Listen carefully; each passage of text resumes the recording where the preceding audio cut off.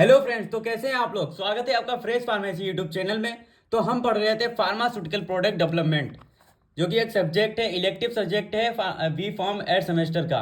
तो ये वीडियो खासकर उन लोगों के लिए है जो student B pharm eight semester में हैं। तो हमने पिछले लेक्चर्स में कवर किया था introduction to pharmaceutical product development, objectives, regulations related to the pre formulation studies और फार्मुलेशन डेवलपमेंट। ये हमारा फर्स्ट लेक्चर था। दूसरे लेक्चर में हमने कंप्लीट किया था स्टेबिलिटी असेसमेंट, और आज के इस लेक्चर में हम कंप्लीट करने वाले हैं manufacturing and quality control testing of different types of doses form. तो इस लेक्चर के बाद हमारी ये फर्स्ट यूनिट पूरी कंप्लीट हो जाएगी। इसीलिए दोस्तों, अगर आपने पिछले लेक्चर नहीं देखे हैं तो पिछले वाले लेक्चर जरूर देख लेना। आज के इस लेक्चर में हम ये पूरी यूनिट खत्म करने वाले हैं। फिर इस आने वाले लेक्चर्स में हम सेकेंड यूनिट स्टार्ट करेंगे। तो हमारा आज का टॉपिक है manufacturing and quality control testing of different types of doses form. तो चलिए वीडियो को स्टार्ट कर लेते हैं, बढ़ते हैं अपने टॉपिक की तरफ। तो सबसे पहले है manufacturing and quality control testing of different types of doses form. इसमें क्या कह रहा है, इसमें हम क्या पढ़ेंगे, इसमें हम जो जितने भी अलग अलग प्रकार के डोजेज फॉर्म होते हैं उनकी हम मैन्युफैक्चरिंग प्रोसेस पढ़ेंगे। फिर उसके बाद उसकी क्वालिटी कंट्रोल टेस्टिंग पढ़ेंगे कि उनके लिए कौन कौन सी क्वालिटी कंट्रोल टेस्ट किए जाते हैं। तो सबसे पहले हम देख लेते हैं, हमारा पहला आता है सॉलिड डोजेज फॉर्म। अब सॉलिड डोजेज फॉर्म क्या होते हैं। Solid dosage forms are one of the most commonly used forms which occur solid in nature. Solid dosage form के नाम में ही छिपा है कि वो क्या है। सॉलिड डोजेज फॉर्म ऐसी फॉर्म होती हैं जो कि सॉलिड नेचर में होती हैं, और ये सबसे ज़्यादा यूज करने वाली फॉर्म होती है। And solid dosage form administrated hourly, और जो सॉलिड डोजेज फॉर्म होती है उसे हम ऑरली अपने बॉडी में एडमिनिस्टर करते हैं। It includes tablets, capsule, powders, granules and pills. अब सॉलिड डोजेज फॉर्म में क्या क्या आता है। सॉलिड डोजेज फॉर्म में टेबलेट्स आती हैं, कैप्सूल्स आते हैं, पाउडर्स होते हैं, ग्रेन्यूल्स और पिल्स आती हैं। ये पिछले सेमेस्टर में आप लोग पढ़ चुके हो, लेकिन यहाँ पर आपके सिलेबस में दिया गया है तो आपको बताना जरूरी था। तो अब हम इसको tablet, capsules, powder, granules, pills, इनको एक एक करके देखेंगे। इनकी मैन्युफैक्चरिंग प्रोसेस पढ़ेंगे, फिर इनके लिए क्वालिटी कंट्रोल टेस्टिंग कौन सी होती है वो पढ़ेंगे। तो सबसे पहले हम देख लेते हैं टैबलेट्स। अब टैबलेट्स क्या होती हैं। Tablets are solid dosage forms which are prepared by compressing with और विदाउट एक्सिपिएंट्स। टैबलेट्स क्या होती हैं, सॉलिड डोजेज फॉर्म्स होती हैं जो कि हम किसी भी एपीआई फिर एक्सिपिएंट को साथ में कंप्रेस करके, या फिर एक्सिपिएंट्स के अलावा हम एपीआई को कंप्रेस करके टैबलेट को बनाते हैं। तो आई होप आप लोग समझ गए होंगे कि टैबलेट्स क्या होती हैं। और अब हम बात कर लेते हैं इसकी मैन्युफैक्चरिंग प्रोसेस की, कि टैबलेट कैसे मैन्युफैक्चर की जाती है। तो आपने इंडस्ट्रियल फार्मेसी, फार्मास्यूटिक्स इसमें पढ़ चुके होंगे कि टैबलेट कैसे बनाई जाती है। तो इसमें कई सारी मेथड्स होती हैं, जैसे डायरेक्ट कंप्रेशन मेथड है, और दूसरी है आपकी वेट ग्रेनुलेशन मेथड, और तीसरी है आपकी ड्राई ग्रेनुलेशन मेथड। आपने ये तीन मेथड पढ़ी होंगी। तो सबसे पहले हम देख लेते हैं डायरेक्ट कंप्रेशन मेथड क्या होती है। डायरेक्ट कंप्रेशन मेथड में क्या होता होगा, उसके नाम में ही छिपा है कि हम एपीआई और एक्सिपिएंट्स को आपस में मिलाएंगे, डायरेक्टली उसको कंप्रेस कर देंगे, इसमें कोई एडिशनल प्रोसेस यूज नहीं करेंगे। तो in this method API and excipients are directly mixed and compressed into tablets without the need of any additional process. कि इसका मतलब है कि एपीआई और एक्सिपिएंट्स को डायरेक्टली हम मिक्स करते हैं, मिक्स करने के बाद उसको कंप्रेस कर लेते हैं, और कंप्रेस करने के बाद अपनी टैबलेट हम बना लेते हैं। इसमें कोई अलग प्रोसेस हम नहीं करते हैं, डायरेक्टली उसको कंप्रेस कर लेते हैं। अब डायरेक्ट कंप्रेशन मेथड करने के एडवांटेजेस कौन कौन से होते हैं ये देख लेते हैं। पहला, ये सिंपल है, which can save the time and cost. मतलब ये है कि ऐसी प्रोसेस है डायरेक्ट कंप्रेशन मेथड जो कि बहुत सिंपल है, और इसमें हमारा टाइम बचता है, और ये कॉस्टली जो है कम पड़ती है। दूसरा क्या है, avoids need for additional process such as granulation और ड्राइंग। इसमें क्या होता है, अगर हम डायरेक्ट कंप्रेशन मेथड यूज करते हैं तो इसमें हमें ये फायदा है कि जैसे कि ग्रेनुलेशन और ड्राइंग जो प्रोसेस हम करते हैं उसकी कोई ज़रूरत नहीं है। तीसरा आपका क्या है, तीसरा एडवांटेज ये है कि suitable for API and excipients with good flow property and compressibility. ये ऐसे एपीआई और एक्सिपिएंट्स के लिए सुटेबल है जो अच्छी उनकी फ्लो प्रॉपर्टी और कंप्रेसिबिलिटी होती है।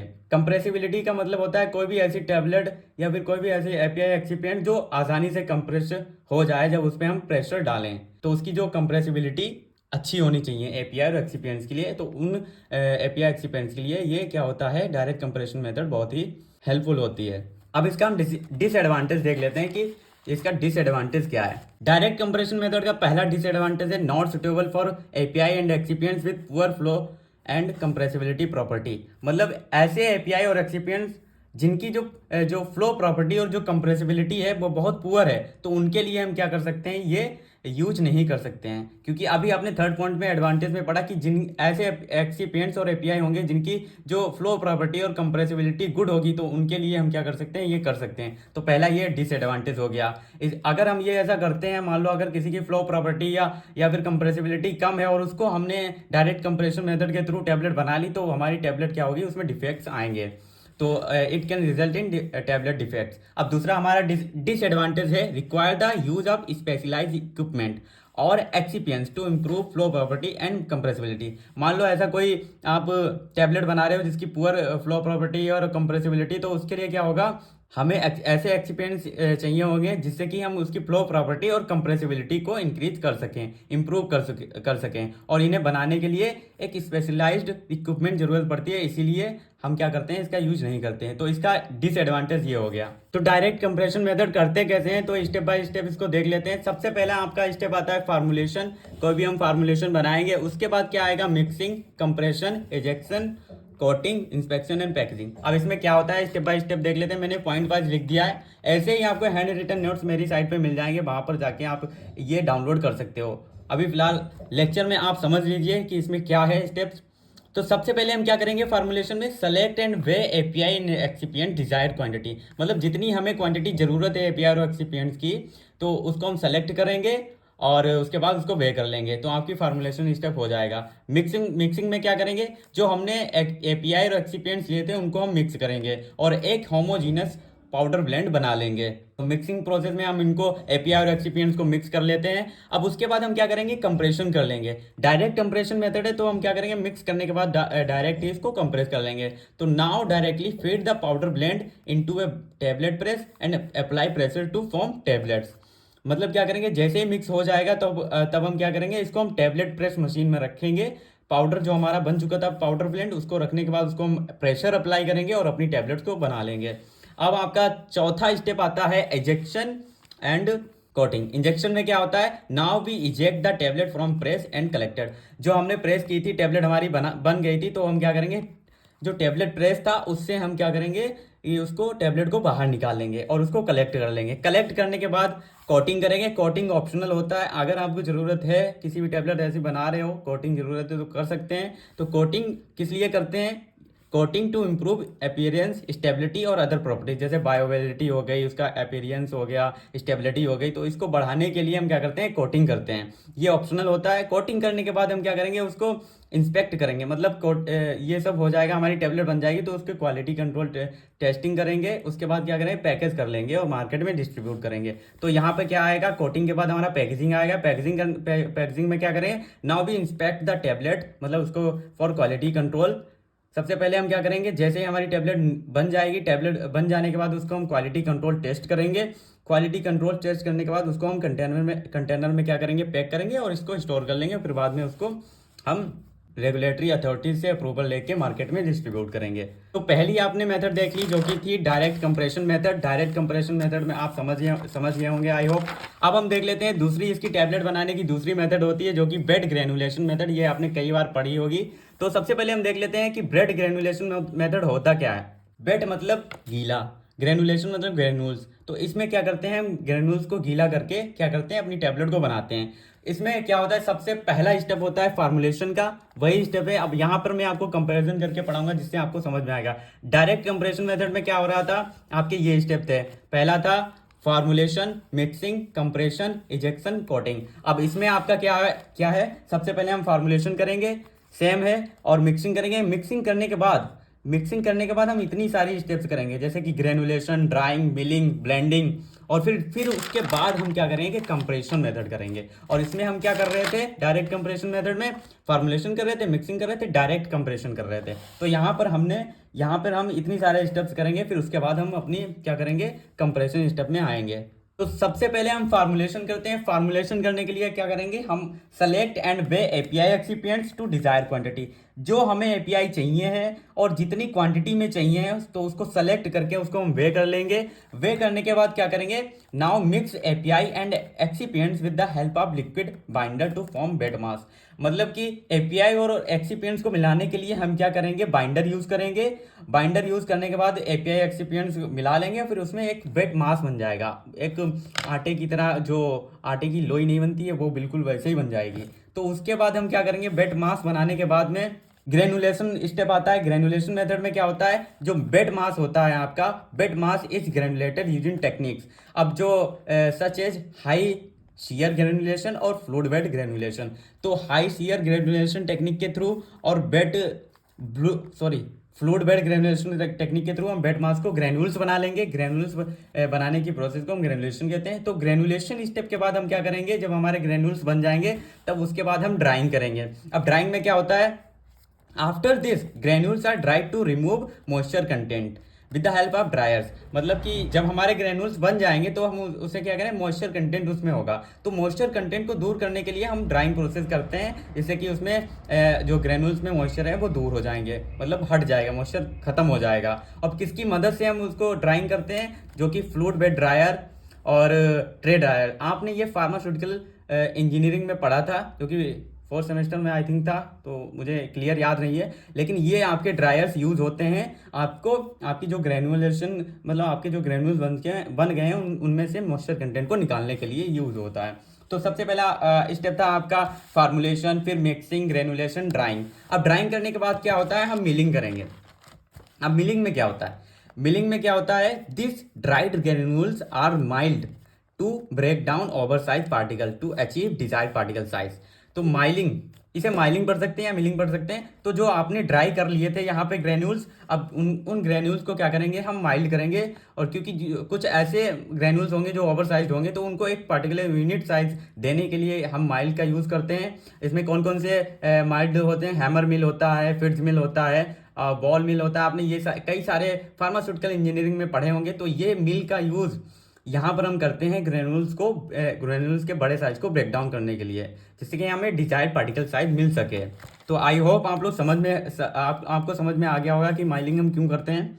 तो ड्राइंग के बाद हम माइलिंग करते हैं। माइलिंग करने के बाद जब हमारे जो पार्टिकल साइज छोटे हो जाएंगे, फिर उसके बाद क्या करेंगे, हम ब्लेंडिंग करेंगे। अब ब्लेंडिंग में क्या होता है, the milled granules are mixed with other excipients like lubricants, disintegrants and glidant to improve flow ability and compressibility of the granules. मतलब जो हमारे जो माइल्ड पार्टिकल छोटे छोटे साइज हो गए ग्रेन्यूल्स के, अब उसमें हम क्या करेंगे, अदर जो एक्सिपिएंट्स हैं जैसे कि ल्यूब्रिकेंट्स हो गया, डिसइंटीग्रेंट्स हो गए, ग्लाइडेंट हो गए, तो इनमें हम ग्रेन्यूल्स में ये मिलाएंगे और जिससे कि हम उसकी फ्लो प्रॉपर्टी, कंप्रेसिबिलिटी ग्रेन्यूल्स की बढ़ाएंगे। जिससे कि हम जब कंप्रेसिबिलिटी का मतलब जब हम उसको टैबलेट प्रेस मशीन में रखेंगे तो उसकी जो जब उस पर प्रेशर अप्लाई करेंगे तो उसकी जो कंप्रेसिबिलिटी है, मतलब कंप्रेशन जो है वो अच्छे से हो।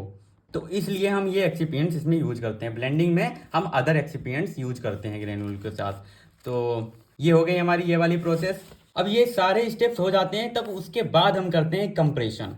कंप्रेशन में क्या करते हैं, पूरे हमारे जो ग्रेन्यूल्स बन चुके हैं उसमें एक्सिपिएंट्स हम मिला चुके हैं। तो after this granules are compressed into tablets using a tablet press. मतलब जो टैबलेट प्रेस मशीन होगी उसमें हम ग्रेन्यूल्स रख देंगे और ग्रेन्यूल्स रखने के बाद उसको कंप्रेस कर देंगे और टैबलेट बना लेंगे। अब टैबलेट बनने के बाद कंप्रेशन हमारी मेथड हो गई। अब यहाँ पे आपके क्या थी, कंप्रेशन के बाद इजेक्शन। मतलब आपकी जो टैबलेट प्रेस में जो टैबलेट रह गई हैं उनको हम बाहर निकाल लेंगे, उसे इजेक्शन प्रोसेस कहेंगे।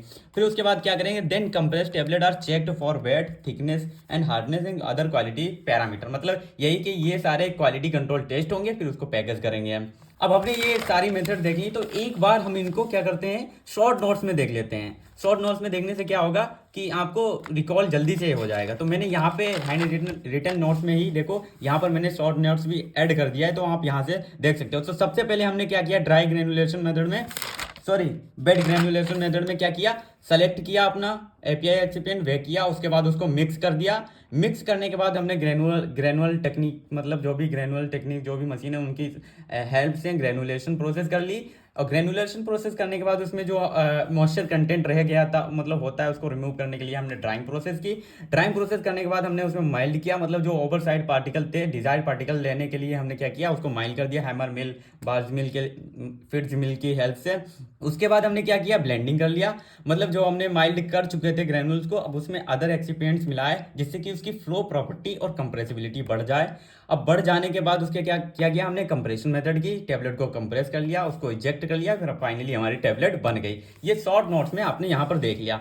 अब आपकी तीसरी मेथड आती है ड्राई ग्रेनुलेशन मेथड। अब ये देखो, अगर आपने वेट ग्रेनुलेशन मेथड अच्छे से समझ ली है तो आप खुद से बनाकर लिख सकते हो, वही जो यहाँ पर आपने इतने सारे ये पढ़े हैं आसानी से बनाकर लिख सकते हो। तो यहाँ पे मैंने शॉर्ट नोट्स में बिल्कुल आपको समझाया है, तो यहाँ पर वैसे ही आपको पढ़ना है। तो सबसे पहले ड्राई ग्रेनुलेशन मेथड में हम क्या करें, सबसे पहले हम क्या करेंगे, सेलेक्ट करेंगे अपना, वे करेंगे जो हमें डिजायर्ड एपीआई एक्सिपिएंट चाहिए है, उसको सेलेक्ट करने के बाद हम ड्राई मिक्सिंग करेंगे उसकी। यहाँ पर मिक्सिंग कर रहे थे मतलब उनको बाइंडर यूज कर रहे थे, यहाँ पर हम ड्राई मिक्सिंग बाइंडर यूज करेंगे, ऐसे ही हम ड्राई मिक्सिंग कर लेंगे। ड्राई मिक्सिंग करने के बाद हम क्या करेंगे, कॉम्पेक्शन, मतलब उसको कॉम्पैक्ट बिल्कुल, मतलब मिलाने के बाद एक कॉम्पैक्ट फॉर्म में उसको बना लेंगे। कॉम्पैक्ट बनाने के बाद में, कंपेक्शन करने के बाद में हम उसको माइलिंग कर लेंगे। अब यहाँ पर देखिए क्या हो रहा है, कंपेयर कीजिए, यहाँ पर कंपेरिजन करके पढ़िए तो आसानी से याद होगा। यहाँ पे सबसे पहले हमने सेलेक्ट एंड वे किया, फिर ड्राइंग मिक्सिंग की, फिर यहाँ पर आपने ग्रेनुलेशन कर रहे थे बेड ग्रेनुलेशन मेथड में, लेकिन ड्राई ग्रेनुलेशन में हम क्या करें, कॉम्पैक्शन बना रहे हैं। कॉम्पैक्शन बनाने के बाद हम माइलिंग कर रहे हैं। माइलिंग करने के बाद हमने क्या किया, माइलिंग में क्या होगा, माइलिंग में हैमर मिल का यूज करेंगे, जो हमारे ग्रेनुल्स बने होंगे उनको, जो ओवर साइज होंगे उनको पार्टिकल साइज, जो डिजायर्ड पार्टिकल साइज हमें चाहिए वो, उसके लिए हम माइलिंग कर लेंगे। माइलिंग करने के बाद हम सीविंग कर लेंगे, जो मतलब एक यूनिट साइज आपका आए। माइलिंग तो आपने कर लिया, तो सीव सेकर जो भी मशीन हो उससे हम क्या करेंगे, सीव में चलनी आपने सुना है, उससे वही ऐसे ही होता है, तो उसमें हम डाल देंगे ग्रेन्यूल्स। ग्रेन्यूल डालने के बाद उसको हम छान लेंगे, छानने के बाद हम क्या करेंगे, फिर से मिक्सिंग करेंगे।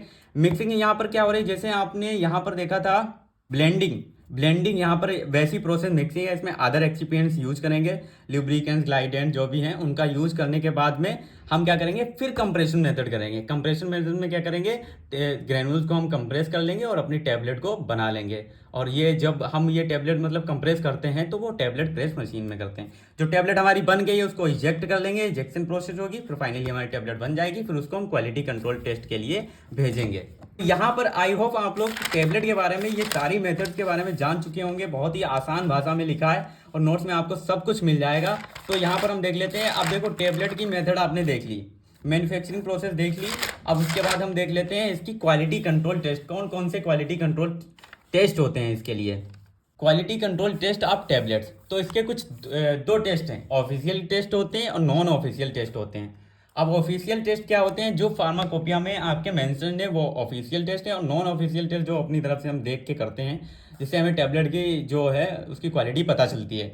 तो ऑफिशियल टेस्ट में आता है आपका disintegration test, dissolution test, uniformity of weight, friability test. और नॉन ऑफिशियल टेस्ट में आते हैं आपके hardness test, weight variation test, thickness test, appearance physical test. तो ये सारे टेस्ट आप पहले से पढ़ चुके हो, लेकिन फिर से मैंने यहाँ पर लिखवा दिया है, जिससे आप लोग अगर भूल गए हो तो उसको रिकॉल कर सको, और वही आपको यहाँ पर लिखना है।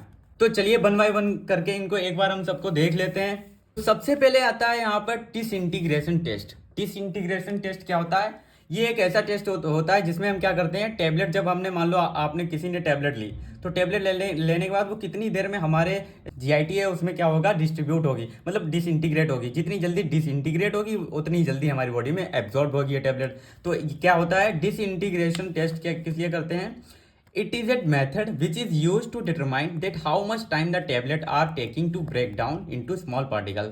ये एक ऐसी मेथड होती है जिसमें हम क्या किस लिए यूज करते हैं, ये इसलिए यूज किया जाता है कि हमारी जो टेबलेट है वो कितना टाइम ले रही है ब्रेक डाउन होने में, स्मॉल पार्टिकल्स को में ब्रेक डाउन होने में हमारी बॉडी में।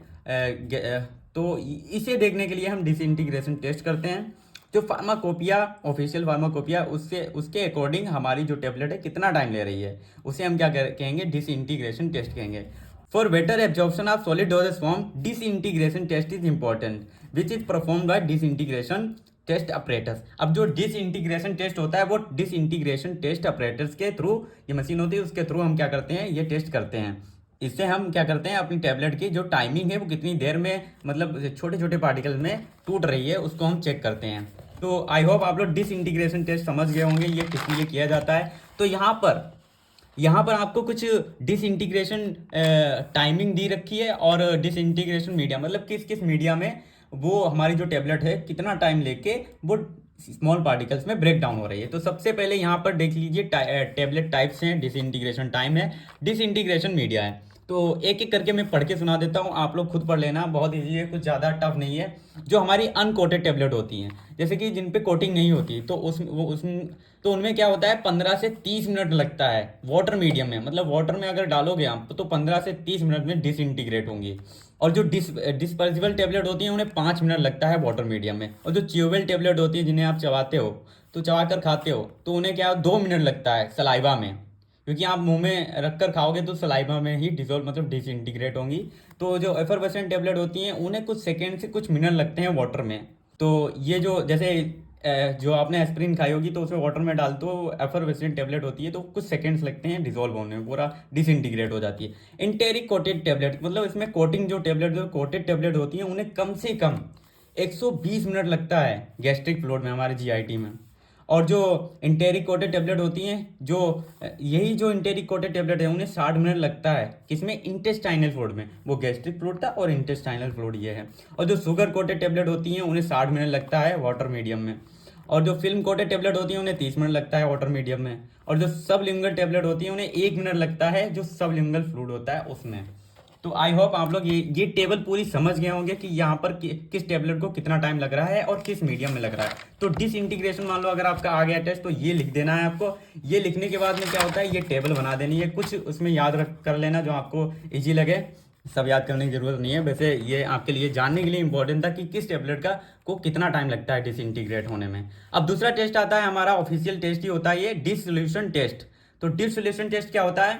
Dissolution test is a method which is used in pharmaceutical quality control to measure that how quickly and completely a drug substance dissolve in a specific medium under standardized condition। मतलब एक pharmacopoeia के according जो उसमें जो mention किया गया है उसके अकॉर्डिंग जो कोई भी टेबलेट हम लेते हैं तो उसको डिजोल्व होने में, हमारे गैस्ट्रिक फ्लूइड में या किसी भी मीडियम में डिजोल्व होने में कितना टाइम लग रहा है, तो उसको चेक करने के लिए हम क्या करते हैं, डिसोल्यूशन टेस्ट करते हैं। तो इससे हमें उसकी क्वालिटी भी पता चल जाएगी कि वो कितनी जल्दी डिजोल्व हो रही है, डिजोल्व हो भी रही है नहीं हो रही है। तो it is use to check bioavailability and concentration of drug in dissolution medium at specific time interval. मतलब जो एक स्पेसिफिक टाइम पर जो किस मीडियम में हमारी जो टेबलेट है वो कितनी जल्दी डिजोल्व हो रही है और उसकी कंसंट्रेशन कितनी रह जाती है, और उसकी जो बायोअवेलेबिलिटी है, बायोअवेलेबिलिटी का मतलब क्या होता है, maximum amount of drug which can reach in our systemic circulation. और जो जितना मतलब रह गया है आपका, तो वो उसकी क्या कहलाती है, बायोअवेलेबिलिटी कहलाती है। तो इसको चेक करने के लिए डिसोल्यूशन टेस्ट करते हैं। तो डिसोल्यूशन टेस्ट में क्या होता है, हमारी जो टेबलेट होती है वो कितनी जल्दी डिजोल्व हो रही है उसको चेक करने के लिए हम डिसोल्यूशन टेस्ट करते हैं। आई होप आप लोगों को समझ में आ गया होगा। तो अब दूसरा हमारा टेस्ट आता है यूनिफॉर्मिटी ऑफ वेट। तो यूनिफॉर्मिटी ऑफ वेट क्या होता है, इसमें हम क्या करते हैं, testing amount of drug in each tablet is consistent as per the said by the official pharmacopoeia. मतलब जो ऑफिशियल फार्माकोपिया में जो टेबलेट की जो कंसिस्टेंटी एक अमाउंट दिया गया है वो उसे चेक करने के लिए हम क्या करते हैं, टेबलेट का उसे चेक करने के लिए हम यूनिफॉर्मिटी ऑफ वेट टेस्ट करते हैं। इसमें हम क्या करेंगे, जो हमारी ड्रग का जो अमाउंट है वो हर एक टेबलेट में बराबर होना चाहिए, कंसिस्टेंट होना चाहिए। तो ये इसलिए टेस्ट किया जाता है। अब दूसरा आता है आपका, सॉरी तीसरा ये था, चौथा आपका आता है फ्राइएबिलिटी टेस्टिंग। फ्राइएबिलिटी टेस्टिंग क्या होता है? This test is to determine the tendency of tablets to breakage during handling, transportation और packaging as per prescribed by official pharmacopoeia। Friability test हम किस लिए करते हैं कि हम जो हमारी टेबलेट होती है उसकी हम टेंडेंसी पता करते हैं कि वो कितनी ज़्यादा, मतलब उसके जो पावरफुल है, मतलब वो पावरफुल का मतलब यहाँ पर ये है कि वो कितनी जल्दी टूट रही है। मान लो अगर हम कहीं उसको हैंडल कर रहे हैं, उसको हैंडलिंग कर रहे हैं, उसको पकड़ रहे हैं, उसको ट्रांसपोर्ट कर रहे हैं एक जगह से दूसरी जगह, उसको पैकेज कर रहे हैं, तो वो हमारी टेबलेट क्या होती है, वो ब्रेक कितनी जल्दी टूट रही है उसकी जो टाइमिंग है उसको चेक करने के लिए जो फार्माकोपिया में जो ऑफिशियल जो ब्रेकडाउन की जो टाइमिंग है वो जो दी गई है उसके अकॉर्डिंग क्या होते हैं, हम अपनी टेबलेट की टेस्टिंग करते हैं फ्राइबिलिटी टेस्ट में। फ्राइबिलिटी टेस्ट में क्या होता है, ये जो टेस्ट जो किया जाता है वो फ्राइबिलिटी टेस्टर में किया जाता है। It is performed by friability tester या फिर फ्राइबिलिटी ऑपरेटर्स। तो आई होप आप लोग प्रोबेबिलिटी टेस्टिंग समझ गए होंगे, क्योंकि ये इसलिए किसी भी जो टेबलेट होती है वो टेंडेंसी को पता करने के लिए की जाती है जब हम कोई अपनी टेबलेट को ट्रांसपोर्ट कर रहे होते हैं। अब दूसरा आता है, ये देखो हमने चारों ऑफिशियल टेस्ट कवर कर लिए हैं, चारों मैंने आपको समझा दिया है बहुत आसान भाषा में। अगर आपको नहीं समझ में आया है तो फिर से लेक्चर रिपीट करके देख लेना, और बाद में हैंड रिटन नोट्स मिल जाएंगे तो वहाँ पे आप खुद से पढ़ लेना, आपको आसानी से समझ में आ जाएगा। कुछ ज़्यादा टफ लैंग्वेज नहीं लिखी है यहाँ पर, बुक की लैंग्वेज नहीं मिलती है आपको। तो यहाँ पर आपका नॉन ऑफिशियल टेस्ट आता है हार्डनेस टेस्ट। अब हार्डनेस टेस्ट क्यों किया जाता है? This test to determine the strength and hardness of tablet which is test by Monsanto hardness tester. अब ये टेस्ट इसलिए किया जाता है, उसकी जो टेबलेट की जो हार्डनेस है और उसकी जो स्ट्रेंथ होती है उसको डिटरमाइन करने के लिए किया जाता है। वो कितनी ज़्यादा हार्ड है, कितनी देर में, मतलब अगर मान लो हमारे एस्टिव फ्लूइड में गई, वो कितनी जल्दी क्या होगा, डिजोल्व होगी, ये इस पर भी डिपेंड करता है। अगर हार्डनेस ज़्यादा होगी तो वो जल्दी डिजोल्व नहीं हो पाएगी। तो ये जो टेस्ट होता है वो मोनसेंटो हार्डनेस टेस्टर के थ्रू किया जाता है। अब आपका दूसरा आता है बेड वेरिएशन टेस्ट। ये भी एक नॉन ऑफिशियल टेस्ट होता है। इसमें हम क्या करते हैं, this test is performed by weighing individual 20 tablets from a tablet batch. मतलब एक टेबलेट बेच आपने बनाई, उसमें से 20 टेबलेट क्या होती हैं, हर एक 20 टेबलेट को हम क्या करते हैं, वे करते हैं। वे करने के बाद, अलग अलग वे करने के बाद क्या करते हैं, then we determine their individual weight. अब उसके हर एक टेबलेट का वेइंग बैलेंस से हम क्या करते हैं, उसका जो वेट है उसको क्या कर लेते हैं, वेट कर लेते हैं, उसका वजन तोल लेते हैं। उसके बाद क्या करेंगे, and compared with the average weight. जो 20 टेबलेट लिए अब उनको एक साथ हम क्या करेंगे, उनका वेट ले लेंगे और फिर एक एक टेबलेट का वेट लेंगे, उनको जोड़ के फिर जो हमने एवरेज, जो हमने पूरा टोटल वेट लिया था उसको कंपेयर करेंगे। ये वेट वेरिएशन टेस्ट होता है। वेट वेरिएशन टेस्ट में क्या होने के बाद क्या करते हैं, हम थिकनेस टेस्ट करते हैं। यह भी एक नॉन ऑफिशियल टेस्ट है। इसमें क्या होता है, this test is use to measure the thickness of the tablet. अब ये जो हमारी टेबलेट है उसकी कितनी थिकनेस होनी चाहिए, और ये हमें कैसे पता चलेगा, जो हमारी फार्माकोपिया होगा उसमें मेंशन होगा, उसके अकॉर्डिंग हम अपनी टेबलेट की थिकनेस रखते हैं। तो ये जो टेस्ट होता है वो थिकनेस को टेस्ट करने के लिए किया जाता है। तो this test is use to measure the thickness of the tablets by using vernier caliper. और जो वर्नियर कैलिपर एक इक्विपमेंट होता है, उसकी हेल्प से हम टेबलेट की थिकनेस को हम क्या करते हैं, टेस्ट करते हैं। ये सारे नाम आप याद रखना। बर्नियर जैसे हो गया, बर्नियर कैलिपर से हम थिकनेस टेस्ट करते हैं। हार्डनेस टेस्ट जो होता है मोनसेंटो हार्डनेस टेस्टर से करते हैं। ये सारे नाम आप याद रखिएगा, आपको वाइवा में पूछ सकते हैं। दोस्तों हमने कम से कम अपना जो यहाँ पे एक टॉपिक था टेबलेट वाला, उसकी मैन्युफैक्चरिंग प्रोसेस और हमने क्वालिटी कंट्रोल टेस्ट, ये सारा कुछ हमने कवर कर लिया है। अब हमारे ये वाली डोजेज फॉर्म का जो टेबलेट वाला पोर्शन है वो कंप्लीट हो चुका है। अब हम पढ़ लेते हैं कैप्सूल्स। कैप्सूल्स क्या होते हैं, कैप्सूल्स आप लोग पढ़ चुके हो पहले, फिर से मैं आपको बता देता हूँ। कैप्सूल क्या होता है, कैप्सूल भी एक सॉलिड डोजेज फॉर्म है। Capsule is a solid dosage form in which drug is enclose within the hard and soft shells. मतलब जो हमारी हार्ड और सॉफ्ट सेल होती है उसके अंदर क्या होती है, हमारी ड्रग क्या होती है, बंद होती है, बिल्कुल अंदर बंद होती है। उसे हम क्या कहते हैं, कैप्सूल कहते हैं। और उनकी जो सेल होती है वो जिलेटिन की बनी होती है। और ये किस पे डिपेंड करता है, जो हमारी कैप्सूल की सेल है उसके नेचर पर डिपेंड करता है कि वो जिलेटिन की या किसी और मटेरियल की बनी हो। तो the shell is normally made up of gelatin depending on the nature of the capsule shells, कि मतलब वो हार्ड सेल है या फिर सॉफ्ट सेल है। तो यहाँ पर आपने कैप्सूल देख लिया। तो कैप्सूल क्या होता है मैंने बता दिया आपको। और यहाँ पर क्या होते हैं, कैप्सूल दो टाइप के होते हैं, hard gelatin capsule, soft gelatin capsule. तो मतलब जो हमारी जो सेल होगी, कैप्सूल की सेल होती है, कवरिंग जो सेल होती है, अगर वो हार्ड जिलेटिन से बनी है तो वो हार्ड जिलेटिन कैप्सूल कहलाता है। अगर वो क्या होगा, सॉफ्ट जिलेटिन से बनी है, वो सॉफ्ट कहलाता है। तो हार्ड जिलेटिन का ये मतलब एक छोटा सा डिफरेंस है। और ये हार्ड जिलेटिन कैप्सूल होते क्या है, यहाँ पे डिफिनेशन टाइप में देख लीजिए। These capsule are made up of 2 piece of gelatin shells. मतलब जो हमारी जिलेटिन सेल होगी वो 2 पीस में होगी, मतलब एक हाफ पार्ट, आधा आधा होगा। दो कैप्सूल पूरा होता है ऐसे, तो वो आधा होगा ऐसे करके पूरा। तो क्या होगा, वो इसकी 2 सेल्स होती हैं, that are filled with the desired formulation. जो हमारी फार्मूलेशन ने बनाई है उसके अंदर, सेल के अंदर वो फार्मूलेशन भरी हुई होती है। उसे हम क्या कहते हैं, हार्ड जिलेटिन कैप्सूल कहते हैं। जैसे कि पाउडर्स हो गए, ग्रेन्यूल्स और पैलेट्स हो गए, ये होते हैं हार्ड जिलेटिन कैप्सूल्स। अब देखो हमने पढ़ लिया हार्ड जिलेटिन कैप्सूल। अब इसकी मैन्युफैक्चरिंग प्रोसेस क्या होती है। मैन्युफैक्चरिंग प्रोसेस की 8 स्टेप्स हैं। पहला है gelatin preparation, formulation preparation, capsule shell production, filling, joining, inspection, polishing, packaging. सबसे पहले हम जिलेशन, मतलब जिलेट, जो हमें जो उसकी सेल बनानी है उसके लिए हम क्या करेंगे, जिलेट को प्रिपेयर करेंगे। तो इसकी मैन्युफैक्चरिंग में पहला स्टेप है जिलेशन प्रिपरेशन। जिलेटिन इसमें क्या होगा, gelatin which is derived from animal source, जो इसमें हम जिलेटिन यूज करते हैं जो कि एनिमल सोर्स से ड्राइव्ड होता है, which is dissolve in hot water to form a gelatin solution. मतलब अगर हम जिलेशन सोल्यूशन बनाते हैं, जिलेटिन प्रिपरेशन करते हैं, तो उसमें क्या है, हॉट वाटर में उसको डिजोल्व कर देते हैं और जिससे कि हमारा जिलेशन बन जाता है। तो जिलेटिन यहाँ पर आपका जिलेशन बन गया है, पहला स्टेप आपका कंप्लीट हो गया। अब यहाँ पर आते हैं फॉर्मुलेशन प्रिपरेशन। जो अब जैसे आपने ये सेल कैप्सूल की सेल के लिए आपने जिलेटिन बना लिया, अब जो उसमें जो फॉर्मुलेशन भरोगे तो उसका दूसरा स्टेप आता है फॉर्मुलेशन प्रिपरेशन। तो फॉर्मुलेशन प्रिपरेशन में क्या होता है, the desired formulation such as powder, granule, pellet, जो भी आपको बनाना है, जो भी बनाना है, पैलेट्स बनाने, तो वो उनको हम प्रिपेयर कर लेते हैं और उनको ब्लेंडिंग करते हैं, मतलब उसमें एपीआई और एक्सिपिएंट्स को मिला के उसमें फार्मूलेशन बना लेते हैं। ये फार्मूलेशन बनाने के बाद हम क्या करते हैं, तीसरा स्टेप आता है आपका कैप्सूल सेल प्रोडक्शन। पहला आपका स्टेप, आपने पहले जिलेटिन बना लिया, फिर फार्मूलेशन कर लिया, अब दूसरा कैप्सूल सेल प्रोडक्शन, मतलब कैप्सूल की जो सेल है वो कैसे प्रोडक्ट, मतलब कैसे बनाओगे। ठीक है, तो इसमें क्या करेंगे हम, नाउ जिलेशन सोल्यूशन, जो हमने फर्स्ट स्टेप में किया था ना, जो जिलेशन सोल्यूशन बनाया था, उसको क्या करेंगे, gelatin is poured into a capsule shell. जो कैप्सूल सेल है उसमें एक कैप्सूल सेल मोल्ड होता है, मतलब जो जिसको कैप्सूल को आकार देता है ना, वो एक मोल्ड होता है। उसमें हम क्या करेंगे, जिलेशन सोल्यूशन बनाया था उसको पोर कर देंगे। पोर करने के बाद बिल्कुल वैसे ही शेप ले लेगा हमारा कैप्सूल। तो शेप लेने के बाद क्या होगा, उसको मोल्ड में डालने के बाद क्या करेंगे, which is allowed to cool and solidify, मतलब उसको हम उसको ठंडा होने के लिए छोड़ देंगे और वो जो सॉलिड नेचर में आ जाएगा, मतलब सॉलिड हो जाएगा पूरा।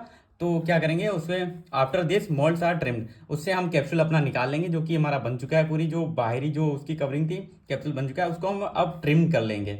ट्रिम करने के बाद उनके 2 पीस हमें मिल जाएंगे कैप्सूल के। तो हमने कैप्सूल प्रोडक्शन में क्या किया, जो हमारा जिलेशन सोल्यूशन था उसको हमने जो कैप्सूल सेल मोल्ड है उसमें पोर कर दिया, मतलब डाल दिया, फिर उसको ठंडा कर दिया। ठंडा करने के बाद उसको क्या कर दिया, ट्रिम करके 2 हाफ पार्ट में काट लिया। उसको काटने के बाद अब देखो यहाँ पर क्या होता है, 3 स्टेप आपके हो गए। चौथा स्टेप आता है फिलिंग।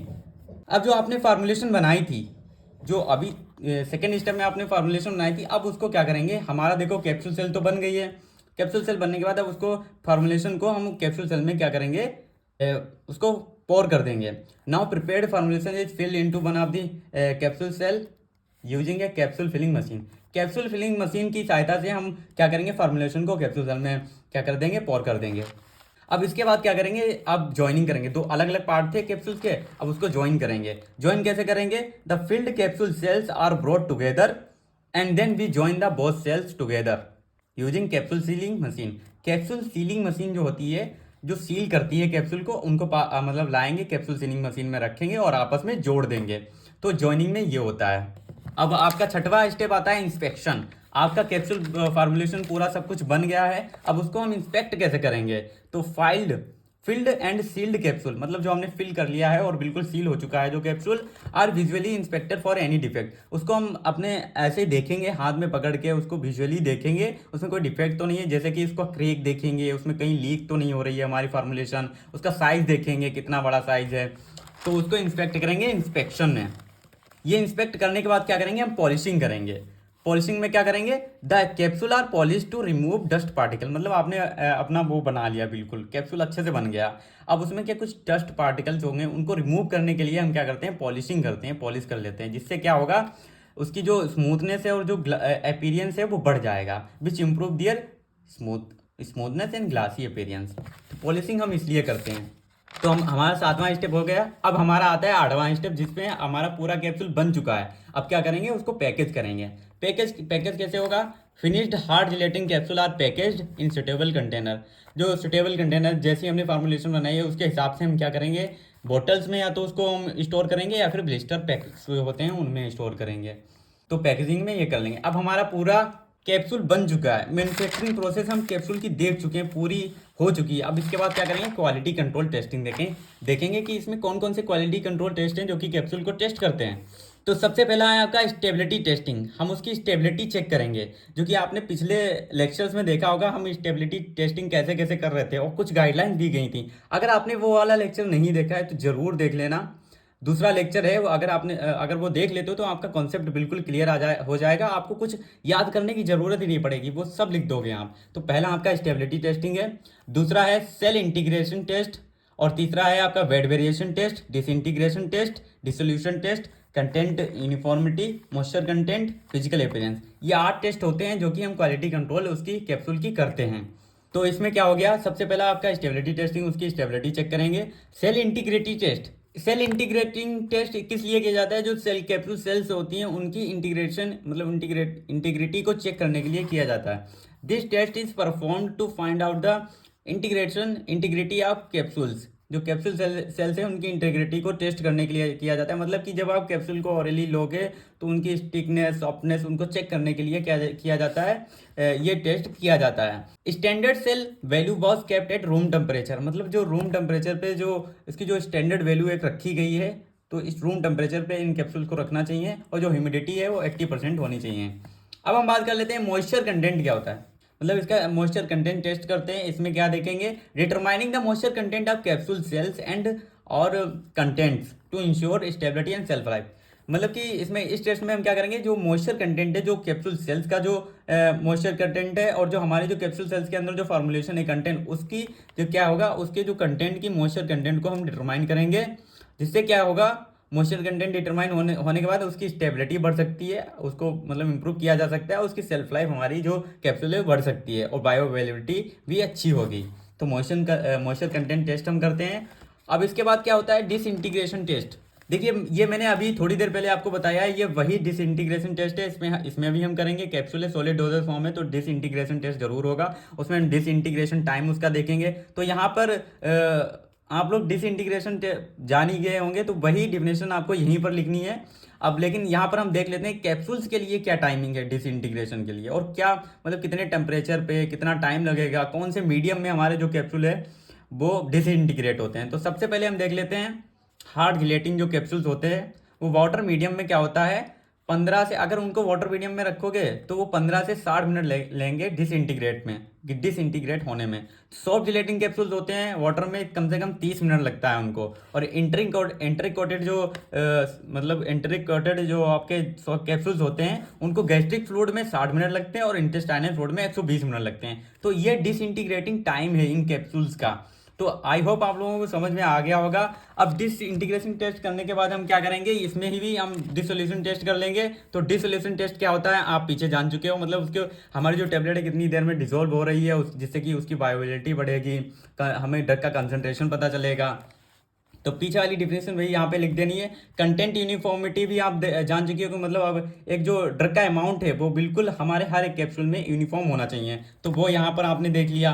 और जो मॉइस्चर कंटेंट अभी मैंने बता दिया। फिजिकल अपीयरेंस मतलब उसका फिजिकली आप उसको देख के उसका कलर, उसका सॉफ्टनेस और उसके टेक्सचर, ये सारा फिजिकल अपीयरेंस, उसमें कोई डिफेक्ट तो नहीं है, क्रैक तो नहीं है, लीकेज तो नहीं है, ये सब देख के आप फिजिकल अपीयरेंस देख के ये टेस्ट कर सकते हो। तो यहाँ पर आपने कैप्सूल्स के हार्ड जिलेटिन कैप्सूल आप समझ गए हो, कैप्सूल आप जान चुके हो कि उसके मैन्युफैक्चर कैसे किया जाता है और उसकी कौन कौन से क्वालिटी कंट्रोल टेस्ट होते हैं। तो यहाँ पर आप आसान भाषा में बिल्कुल समझ में आ गया होगा। और यहाँ पर आपको कोई बुक की लैंग्वेज नहीं मिली है, बिल्कुल आसान भाषा में लिखा। अगर आप खुद से पढ़ोगे तो आसानी से समझ में आ जाएगा। तो आपने टैबलेट की manufacturing process, quality control test देख लिए, कैप्सूल्स के देख लिए।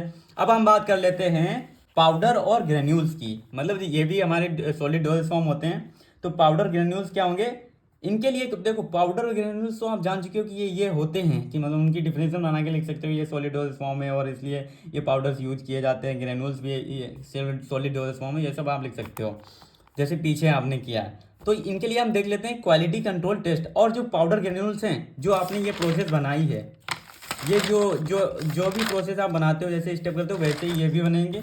अब यहाँ पे कुछ क्वालिटी कंट्रोल टेस्ट होते हैं जिन्हें हम इवैल्यूएशन पैरामीटर भी कहते हैं। कुछ पैरामीटर हैं जिससे कि हम अपनी जो भी पाउडर या ग्रेन्यूल्स बनाते हैं उनकी जो टेस्टिंग करते हैं, क्वालिटी कैसे कितनी कंट्रोल कर सकते हैं, कितनी मतलब कौन कौन से टेस्ट किए जाते हैं, वो टेस्ट हैं।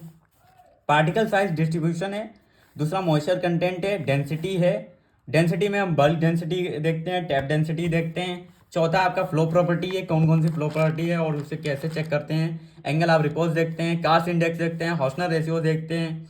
और पांचवा आपका ड्रग कंटेंट और ऐसे, मतलब ड्रग ऐसे का मतलब होता है किसी भी ड्रग एपीआई कंटेंट कितना है, वो उसको टेस्ट करेंगे। डिसोल्यूशन टेस्ट यहाँ पर करेंगे। डिसोल्यूशन टेस्ट करने के बाद फिजिकल अपीयरेंस देखेंगे। तो यहाँ पे आधे से ज़्यादा जो टेस्ट हैं आपके वो मिलजुल रहे हैं, तो आसानी से आप बनाकर लिख सकते हो। ये स्टार्टिंग के कुछ हैं, वो आपको मैं बता देता हूँ कि पार्टिकल साइज डिस्ट्रीब्यूशन क्या होता है। पार्टिकल साइज डिस्ट्रीब्यूशन क्या होता है आपका? पार्टिकल साइज डिस्ट्रीब्यूशन क्या होता है? It can affect the drug performance like bio availability, contain infirmity, flow property, disintegration of the drug, bed variation, और जितने भी आपने टेस्ट पढ़े हैं इन सबको पार्टिकल जो साइज है वो डिस्ट्रीब्यूशन अफेक्ट कर सकता है। मान लो अगर कोई भी आपका ड्रग पार्टिकल, मतलब जो भी आप ड्रग बना रहे हो, पाउडर, ग्रेनुल, कुछ भी, अगर उनका पार्टिकल साइज डिस्ट्रीब्यूशन सही नहीं होगा तो ये हमारी बायो अवेलेबिलिटी अफेक्ट हो जाएगी। उनका जो कंटेंट यूनिफॉर्मिटी है, मतलब कि जो टैबलेट, जब मान लो पाउडर्स का एग्जांपल है ना, पाउडर आपने बनाया, ग्रेनुल्स बनाए, तो ग्रेनुल्स में क्या है, एक अमाउंट में, एक कंसिस्टेंट अमाउंट में, बराबर अमाउंट में क्या होगा, उनकी जो अमाउंट का ड्रग है वो होना चाहिए। तो कंटेंट यूनिफॉर्मिटी, फ्लो प्रॉपर्टी और डिसइंटीग्रेशन टाइम जो है ड्रग का, वो ये सारा कुछ बेड वेरिएशन टेस्ट, ये सब मतलब ये सब अफेक्ट होता है पार्टिकल साइज डिस्ट्रीब्यूशन की वजह से। तो ultimately it can affect our drugs quality, safety and efficacy. अब अल्टीमेटली हम ये कह सकते हैं कि हमारी जो ड्रग है उसकी क्वालिटी, सेफ्टी, इफिकेसी, इन सबको अफेक्ट कर सकती है। तो पार्टिकल साइज डिस्ट्रीब्यूशन को डिटरमाइन करना बहुत ही इंपॉर्टेंट है। तो पाउडर और ग्रेन्यूल्स के लिए हम पार्टिकल साइज डिस्ट्रीब्यूशन करते हैं। अब इसके बाद हम देख लेते हैं moisture content. This test determine the moisture content of powder granules using methods. अब ये जो मॉइस्चर कंटेंट है, मतलब जो हमारा पाउडर ग्रेन्यूल्स है उसमें कितना मॉइस्चर कंटेंट है, जो ड्रग कंटेंट है उनका मॉइस्चर कंटेंट देखते हैं, जिससे उसकी स्टेबिलिटी बढ़ती है, सेल्फ लाइफ बढ़ती है। तो मॉइस्चर कंटेंट टेस्ट करना बहुत ज़रूरी है। तो इसके लिए कुछ मेथड यूज़ की जाती हैं। पहला है लॉस ऑन ड्राई, इसे एलओडी भी बोलते हैं या फिर कार्ल फिशर टाइट्रेशन बोलते हैं। इसमें क्या करते हैं, हम डेंसिटी चेक करते हैं, बल्क डेंसिटी चेक करते हैं, डेप्थ डेंसिटी। ये आप पिछले सेमेस्टर में पढ़ चुके हो। तो डेंसिटी क्या होती है? डेंसिटी क्या होती है? Mass upon volume. तो इसे हम ऐसे डिफाइन कर सकते हैं कि it is defined as the mass of the powder upon the volume of the powder. It is known as density. ठीक है, डेंसिटी क्या होती है? Mass upon volume. अब डेंसिटी दो टाइप की होती है, bulk density, tap density. Bulk density क्या होती है? मास ऑफ द पाउडर और ग्रेन्यूल्स अपॉन बल्क वॉल्यूम। तो इसे डिफिनेशन में कैसे लिखोगे? It is defined as the ratio of mass of powder और ग्रेन्यूल्स पर bulk volume of the powder. तो ये डिफिनेशन आपकी होगी, तो ऐसे आप बनाकर लिख सकते हो। तो बल्क डेंसिटी क्या होगी, ये पूछेगा नहीं, बस आपको ये फार्मूला लिख देना, मतलब इस फॉर्म में लिख देना है। Bulk density is equal to mass of the powder या फिर mass of the granules upon bulk volume. It is known as bulk density. अब दूसरा आपका आता है टेप्ड डेंसिटी। टेप्ड डेंसिटी क्या होती है? मास ऑफ द पाउडर्स और ग्रेन्यूल्स अपॉन टेप्ड वॉल्यूम। जो भी हमारा पाउडर या कुछ भी वो ग्रेन्यूल्स हो, उनका जो टेप्ड वॉल्यूम होगा उसको क्या कहेंगे हम? टेप्ड डेंसिटी कहते हैं। तो डेंसिटी आई होप आप लोगों को समझ में आ गया होगा। यहाँ पर आप खुद से डिफिनेशन बना के लिख सकते हो, नहीं तो मैंने बोल दिया है तो उसको आप समझ सकते हो। अब तीसरा आपका, आपने फिजिकल पार्टिकल साइज डिस्ट्रीब्यूशन देख लिया, मॉइस्चर कंटेंट देख लिया, फ्लो प्रॉपर्टी। अब तीसरा आपका आता है फ्लो प्रॉपर्टी। फ्लो प्रॉपर्टी क्या होता है? Flow property of granules can be determined by following method. जो हमारी पाउडर है उनकी जो फ्लो प्रॉपर्टी है वो किससे डिटरमाइन की जा सकती है? कुछ मेथड्स हैं, जैसे कि एंगल ऑफ रिपोज, हॉर्सनर रेशियो और कास इंडेक्स। इन मेथड्स के थ्रू हम क्या कर सकते हैं? किसी भी पार्टिकल, किसी भी पाउडर्स या ग्रेन्यूल्स की जो फ्लो प्रॉपर्टी है उसको डिटरमाइन कर सकते हैं। पाउडर की फ्लो प्रॉपर्टी का मतलब क्या होती है? जो पाउडर के पार्टिकल्स हैं एक दूसरे के, उनके बीच में क्या होता है, उनके बीच में कितनी रफनेस है, उसको क्या कहते हैं, कितना फ्लो है उनके बीच में। तो उसके चेक करने के लिए क्या करते हैं हम? फ्लो प्रॉपर्टी देखते हैं। मतलब अगर उनके बीच में जो फ्लो, उनके बीच में पार्टिकल्स के बीच में जो फ्लो प्रॉपर्टी अच्छी होगी तो हमारे जो पाउडर फॉर्म है वो बहुत अच्छा बनेगा। तो उसको चेक करने के लिए हम ये मेथड्स करते हैं। तो कि पहला है angle of repose. Angle of repose क्या होता है? It is a measure of the flowability and cohesiveness of the powder और ग्रेन्यूल्स। वही मैं बता रहा हूँ कि जो पार्टिकल बीच में जो कॉसिवनेस है, तो उनको चेक करने के लिए, जो पाउडर और ग्रेन्यूल्स की जो कॉसिवनेस है उनको चेक करने के लिए, उनको मेजर करने के लिए एंगल ऑफ रिपोज का यूज किया जाता है इस मेथड का। तो ये क्या होता है? The formula for calculating the angle of repose is tan theta is equal to h upon r, where tan theta is equal to angle of repose. tan theta को हम एंगल ऑफ रिपोज बोल रहे हैं, मतलब कि theta को angle of repose के बोल रहे हैं। एच क्या है? Height of the pile of the powder. जो पाउडर की पाइल की जो हाइट है उसको हम एच कहते हैं, और जो रेडियस है पाउडर का वो आर से डिनोट कर रहे हैं। तो एंगल ऑफ रिपोज इस मेथड से क्या किया जाता है? मेजर किया जाता है, जिससे हम उसकी जो पाउडर्स की जो कॉसिवनेस है और जो फ्लोवेबिलिटी है उसको मेजर करते हैं। और जो हॉस्टनर रेशियो क्या होता है? Hausner ratio it is use to measure the flowability and compressibility of the powder. अब देखो, कोई भी आप टेबलेट कोई भी या फिर कोई पाउडर या फिर ग्रेन्यूल्स बना रहे हो, तो उनको जब कंप्रेस मतलब उनकी जो कंप्रेस किया जाता है तो वो कितना कंप्रेसिबिलिटी है, कितनी कितनी आसानी से कंप्रेस हो जाएंगे। तो उसकी जो पाउडर ग्रेन्यूल्स की कंप्रेसिबिलिटी और जो फ्लोएबिलिटी है उसको क्या करते हैं, मेजर करने के लिए हम हॉस्टनर रेशियो मेथड का यूज करते हैं, जो कि क्या होती है, tapped density upon bulk density. Hausner ratio is equal to tapped density upon bulk density. तो ये होता है आपका हॉस्टनर रेशियो। अगर मान लो किसी भी पाउडर की अगर हॉस्टनर रेशियो ज़्यादा आती है, मतलब बहुत ज़्यादा इंक्रीज है, तो उसकी जो फ्लोबिलिटी और कंप्रेसिबिलिटी होगी वो बहुत ही पुअर होगी। अगर मान लो किसी भी पाउडर या ग्रेन्यूल्स की अगर हॉस्टनर रेशियो बहुत कम आती है, बहुत ज़्यादा, तो वो क्या होगा, जितना कम होगा हॉस्टनर रेशियो उतनी ज़्यादा हमारी जो पाउडर या ग्रेन्यूल्स की जो फ्लोएबिलिटी है और कंप्रेसिबिलिटी बेटर होगी। तो बेटर फ्लोएबिलिटी और कंप्रेसिबिलिटी के लिए हॉस्टनर रेशियो कम होना बहुत जरूरी है। अब तीसरी मेथड है आपका कार्स इंडेक्स। कार्स इंडेक्स में क्या होता है, ये भी एक ऐसी मेथड होती है जो कि फ्लोएबिलिटी कंप्रेसिबिलिटी को मतलब मेजर करने के लिए, किसी भी पाउडर की कंप्रेसिबिलिटी को मेजर करने के लिए कार्स इंडेक्स मेथड का यूज किया जाता है, जो कि परसेंटेज में डिनोट किया जाता है। और कार्स इंडेक्स को अगर हम मेजर करेंगे तो वो कैसे मेजर करेंगे, कार्स इंडेक्स को मेजर करने के लिए हम क्या करते हैं, टेप डेंसिटी में से बल्क डेंसिटी घटाएंगे, उसके बाद उसको डिवाइड कर देंगे टेप डेंसिटी से और उस पर मल्टीप्लाई कर देंगे 100 से, तो जिससे कि हमें कार्स इंडेक्स पता चल जाएगा, उसकी कंप्रेसिबिलिटी पता चल जाएगी, उसकी फ्लोएबिलिटी पता चल जाएगी पाउडर की। तो यहाँ तक आप ये सारी मेथड जान चुके हो, मतलब आपने टैबलेट के लिए मैन्युफैक्चरिंग प्रोसेस पढ़ ली, कैप्सूल के लिए पढ़ ली क्वालिटी कंट्रोल और मैन्युफैक्चरिंग प्रोसेस, और इनके लिए तो आपका ये वाला जो टॉपिक है, आपका ये वाला टॉपिक पूरा खत्म हो चुका है। यहाँ पर मैंने इस लेक्चर में पूरा खत्म कर दिया। मुझे लग रहा है ये वाला लेक्चर काफ़ी लंबा हो गया होगा, लेकिन यहाँ पर आपकी जो यूनिट है, फर्स्ट यूनिट खत्म हो चुकी है, ये सारे टॉपिक आपके खत्म हो चुके हैं। अब हम नेक्स्ट लेक्चर में क्या करेंगे, सेकेंड यूनिट स्टार्ट करेंगे। तो सेकेंड यूनिट काफ़ी मैंने नोट्स बना लिए हैं, बस ये है कि अब उनको मैं आगे लेक्चर में जल्दी से अपलोड कर दूंगा। तो इसीलिए चैनल को सब्सक्राइब करके रख लेना और वीडियो को लाइक कर देना और अपने दोस्तों के साथ शेयर कर देना, जिससे कि ये उनको भी हेल्प हो जाएगी। और गाइस, एक वीडियो बनाने में बहुत ज़्यादा मेहनत लगती है, उसमें क्या करना पड़ता है, मुझे बुक से नोट्स बनाने पड़ते हैं और फिर गूगल से रिसर्च करना पड़ता है, कई सारी पीडीएफ पढ़नी पड़ती हैं, फिर उसके बाद में मैं आपके लिए सिंपल लैंग्वेज में नोट्स बनाता हूँ। तो काफ़ी ज़्यादा टाइम लगता है वीडियो लेक्चर बनाने में, नोट्स बनाने में, इसीलिए चैनल को सब्सक्राइब कर लेना और अपने दोस्तों के साथ शेयर कर देना, जिससे मेरी मेहनत थोड़ी रंग लाएगी। चलिए मिलते हैं अपनी नेक्स्ट लेक्चर में, जिसमें हम सेकेंड यूनिट पूरी अपनी कंप्लीट करेंगे और उनको टॉपिक बाय टॉपिक कवर करेंगे, क्योंकि लेक्चर काफ़ी बड़ा हो जाता है। आप कमेंट करके बताइएगा कि मैं एक लेक्चर में कंप्लीट करूं या फिर इसको टॉपिक करके, एक एक टॉपिक करके लेक्चर वाइज लेक्चर उनको अपलोड करूं। तो कमेंट करके बताइएगा। बाकी लेक्चर कैसा लगा, समझ में आया, कमेंट करिएगा। चलिए मिलते हैं अपनी नेक्स्ट वीडियो में, तब तक के लिए बाय बाय, जय हिंद।